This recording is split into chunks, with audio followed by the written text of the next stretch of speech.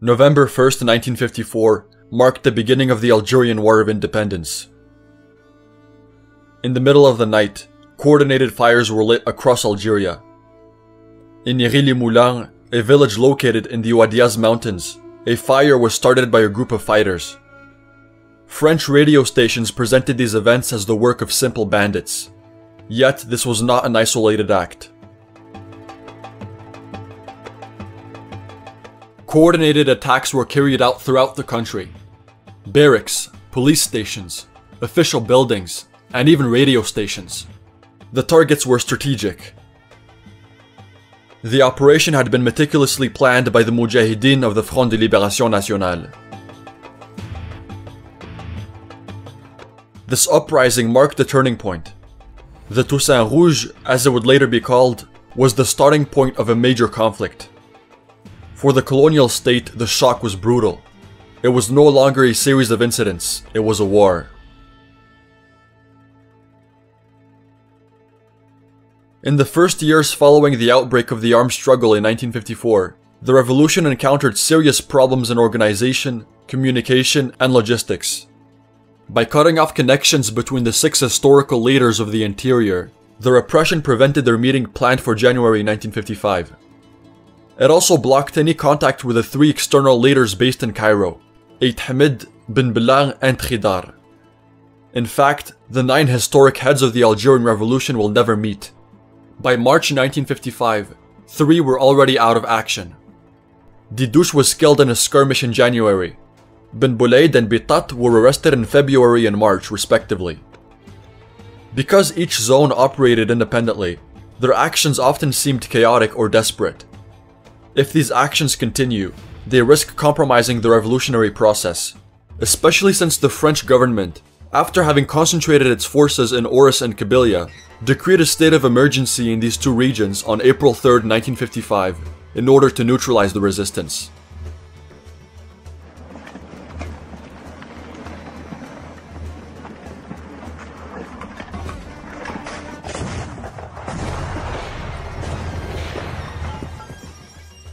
Added to this repression was the growing shortage of weapons and ammunition, which increasingly limited the interior leaders.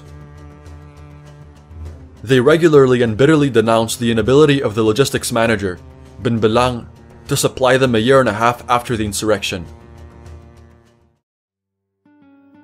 When war broke out in 1954, President Gamal Abdel Nasser, the famous Pan-Arabist, was at the head of the Egyptian state. Even before Nasser's rise, the Arab League, with Egypt at its center, had shown hegemonic ambitions over the Algerian nationalist movement. Under Nasser, these ambitions only grew stronger. Ben Belang was Nasser's man from 1954 until his fall in 1965. This explains why the French General Intelligence Services affirmed a week before the insurrection that everything was done in Cairo and that the leader was the former member of the OS, Ahmed Ben Belang. Strongly supported by Nasser and benefiting from unexpected international publicity from France, Ben Belang established himself as leader of the so-called Arab Revolution. Eid Hamid disapproves of Ben Belang's personal policy with the Egyptians. On this subject, the French journalist Yves Courrière writes, France, for its part, continues to designate Egypt as responsible for the popular uprising. By making Ben Belang and Nasser the symbols of revolutionary Algeria, colonialist propaganda relegates to the background the role of those truly responsible for the insurrection, and at the same time reinforces Egyptian pretensions. In a document dated August 15, 1955, relating to the results of 9 months of combat by the National Liberation Army, the FLN responded to this French colonial propaganda, which was also addressed to Ben Belang and Nasser in these terms. For our colonialists, we are at the service of the foreigner. We are in turn paid from Moscow, Cairo, Tétouan, London, and Washington. We will answer that we are not in anyone's pay. We are at the service of Algeria alone.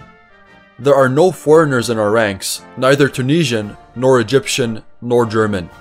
It is Algerians and only Algerians who direct and lead the fight.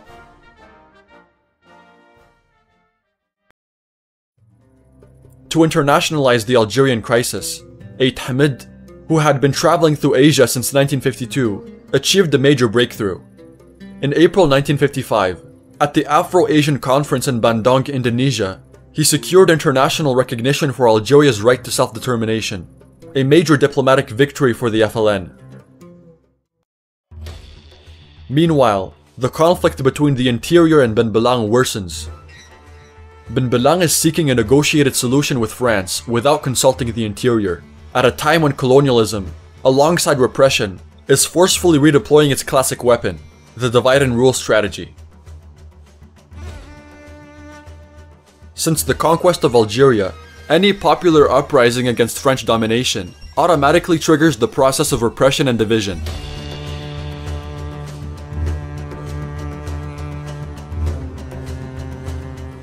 The outbreak of the revolution cannot escape this colonialist logic, which moreover has always succeeded. Kabyle, a permanent bastion of resistance, was once again targeted by France's divide and rule tactics, this time with new strategies aimed at isolating the region. France's objective is to isolate it from the rest of Algeria after having pacified it. Recognizing that the strategic situation of Kabyle is essential, General Jean Ollier, civil and military commander of Kabyle, asserts that pacified, Kabyle cuts the Algerian rebellion in two. Dissident, on the contrary, it ensures the unity of this rebellion. Indeed, a geographical map which represents the number of military actions against the French colonizer in March 1959 was found in the archives of the French army. Bearing the title Rebel Fire Actions, it shows that most of the insurrections which led to the decolonization of Algeria took place in Kabyle. It therefore confirms that the Algerian War mainly took place in this region.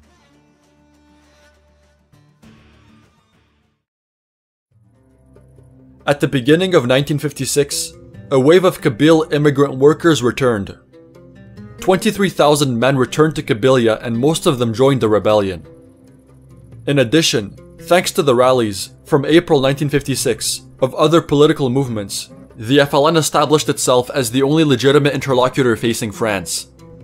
The one who led this integration of former reformist parties is Ben Ramadan, a very valuable Kabyle intellectual and activist, nicknamed the architect of the revolution. He joined the PPA in 1943.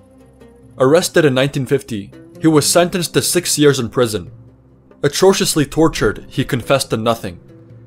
As soon as he was released from prison in January 1955, he joined the FLN leadership that was operating within the country, which found in him the political leadership it lacked.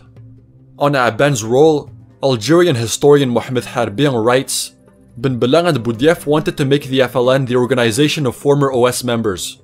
Ben will make it a large national congregation. Meanwhile, Ben Belang and Boudiaf sought to remove the Kabyles from the leadership of the revolutionary movement, with Nasser's blessing. In contrast, the interior leaders under the political leadership of Ben were busy preparing for the Soumam Congress. In their view, only a well-organized, solidly structured movement with a clear political platform will be able to continue to fight effectively against the considerable forces that France deployed.